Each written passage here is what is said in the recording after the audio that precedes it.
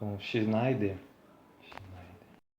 Schneidman dizia que o suicídio é um fenômeno exclusivamente humano, ocorrente em todas as culturas, variando, contudo, o aspecto valorativo, dispensando tal fenômeno. Memento mori é uma expressão latina que quer dizer lembra-se que é mortal, lembra-te que morrerás ou simplesmente lembra-se da morte. Bom, para quem não conhece, Edwin Schneidman, ele foi um tenatologista norte-americano conhecido como um dos pioneiros no campo do estudo da morte ou do suicídio, principalmente do suicídio. Schneidman ele fundou o American Association of Suicidal. Ele é professor universitário da Universidade de Califórnia. Contudo, ele tem mais de 20 livros publicados com um estudo dedicado somente ao suicídio. A variação de interpretação sociocultural diante do suicídio, ela varia de época para época. Ela começa a ser observada principalmente a partir da antiga sociedade grega cristã. Quando chegou a concepção de um Estado, cidade-estado, de cunho racional, o indivíduo ele não tinha mais a decisão pessoal sobre a própria vida dele, não podendo se suicidar sem, sem a autorização da comunidade. O indivíduo ele não podia se suicidar sem antes pedir a permissão para isso.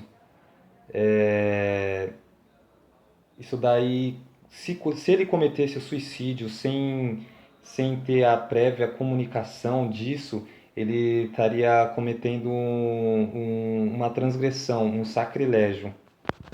Mas em determinadas situações era tolerado esse tipo de ato.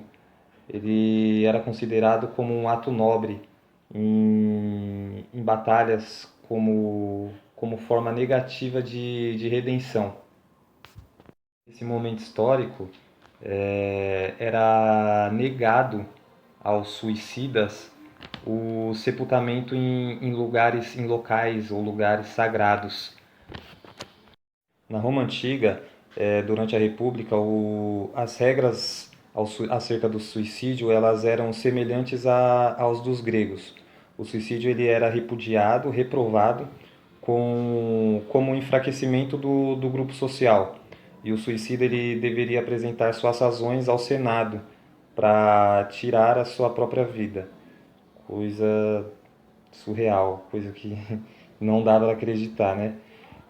Entretanto, a doutrina grega do etoísmo, no qual o homem não é inteiro senhor do seu próprio destino, ela, ela agregou o pensamento romano a, acerca do suicídio em determinadas situações, sempre em cunho nobre, como, por exemplo, a defesa da pátria. Nesse período, os escravos eles eram proibidos de se suicidar, tendo em vista o prejuízo que eles causariam aos seus senhores. No monoteísmo, no cristianismo, no judaísmo e islamismo, a vida ela era considerada sagrada. O suicídio passa a ser um ato injusto, não digno, sujeito à punição, de não merecer os rituais de velório e o famoso sepultamento, o famoso enterro digno. Eles consideravam que a pessoa que se matasse, elas estavam cometendo um sacrilégio, um pecado. Na Idade Média, surgem com mais vigor as punições ao cadáver do suicida, como a negativa de sepultamento em solo sagrado, as mutilações e mesmo rituais especiais, como derivados de superstições como o vampirismo e etc. Surge nesse período também os tribunais eclesiásticos, encarregados de julgar se a morte de um determinado indivíduo que tirara sua vida, somente nos casos de melancolia, na época não existia a depressão, eles chamavam de melancolia ou loucura agressiva. Somente nesses casos ele estaria isento, o suicida, de ter o seu corpo vilipendiado. Fora isso, o, o corpo do suicida, ele era, mesmo após a sua morte, ele era castigado por ele ter se suicidado. No islamismo, religião fundada pelo profeta Maomé, o suicídio ele é fortemente repudiado, mais do que em qualquer outra religião, sendo penalizada a própria família do suicida, que passa a ser desonrada e marginalizada pela sociedade. Já a Igreja Católica, ela passa a tratar o suicídio como problemas psicológicos, retirando a responsabilidade moral do suicida. Os códigos penais das nações, eles deixam de considerar o suicídio como figura delitiva. O último país ocidental a abolir a criminalização da conduta foi exatamente a Inglaterra em 1961.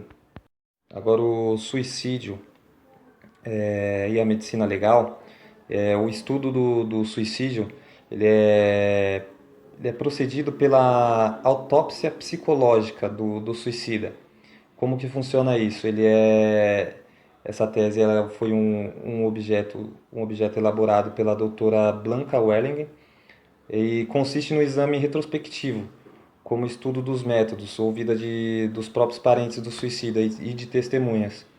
Tudo para a compreensão do suicídio. Nesse método eles obtêm a informação analisando o estilo de vida que o suicida tinha antes de se suicidar. Eles analisam o comportamento, o estado de obsessão, o estado de fúria ou agitação, a quantidade da dor psíquica, o grau de ambivalência, a qualidade das funções cognitivas.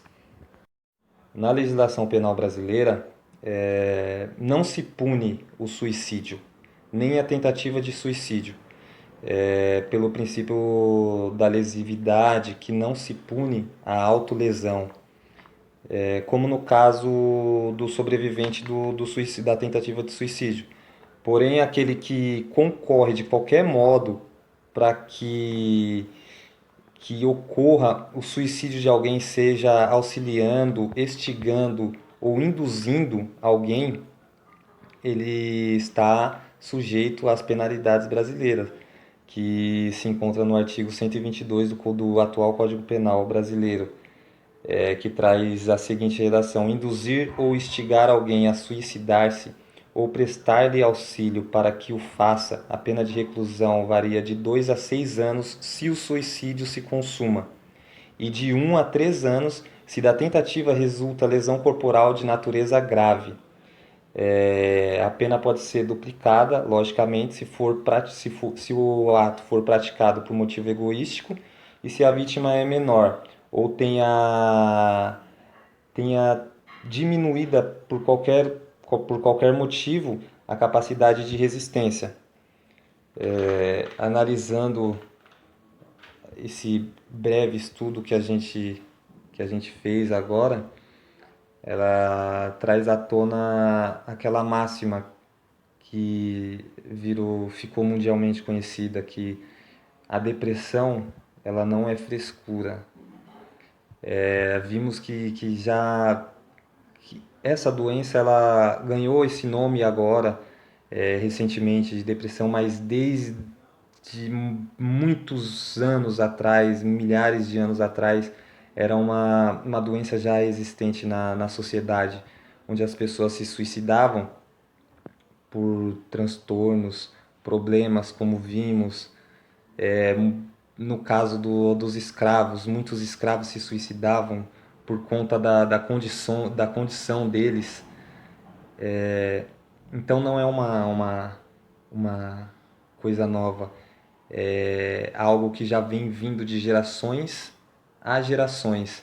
E que nesse século, nosso atual século, século XXI, tomou uma proporção gigantesca pelos inúmeros casos de suicídio, de automanipulação, de automutilação. Complicado, é um tema muito complicado. Para mim, particularmente, é um tema muito complexo. A abordagem dele não é fácil, não é fácil, mas tem que ser falado, tem que ser discutido e tem que ser estudado. A família é o principal membro do suicida. Ela tem que preservar, observar, principalmente os jovens de hoje em dia. As estatísticas mostram que mais de 80% dos suicidas eles são jovens entre 16 e 29 anos. Então, é uma coisa que já acontece na própria adolescência. Então, os pais têm que ver, sim, têm que perceber tal comportamento nos seus filhos para evitar tantas mortes, ajudar. Muitas vezes é a falta do afeto, a depressão ela não é a falta do que você tem, é o que você sente. Muitas pessoas descriminalizam a depressão por acharem que é frescura. Às vezes a pessoa tem tudo e tem depressão. Para elas é uma frescura. Não é, não é. Quantos casos de famosos a gente vê que se suicidaram, que perderam a sua vida por conta da depressão e eles tinham tudo, não nos faltavam nada. Então a questão não é o que você não tem, é o que você sente. E a importância dos familiares perceberem o que a pessoa está sentindo é fundamental para salvar essas vidas. Ressaltando, eu gostaria de deixar uma pequena passagem do trecho de uma das obras de Freud. Ele trata o assunto da depressão e do suicídio.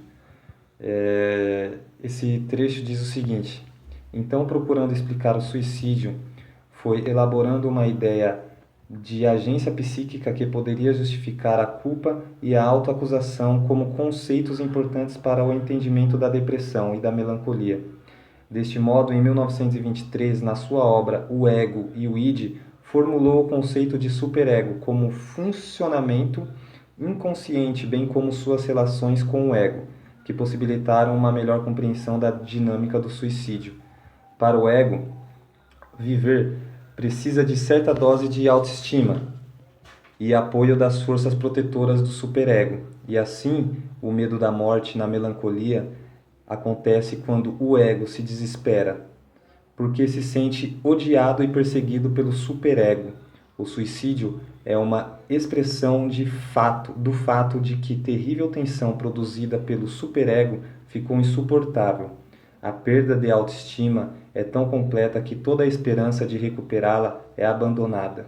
O ego se percebe desamparado pelo superego e se deixa morrer. Palavras de Freud.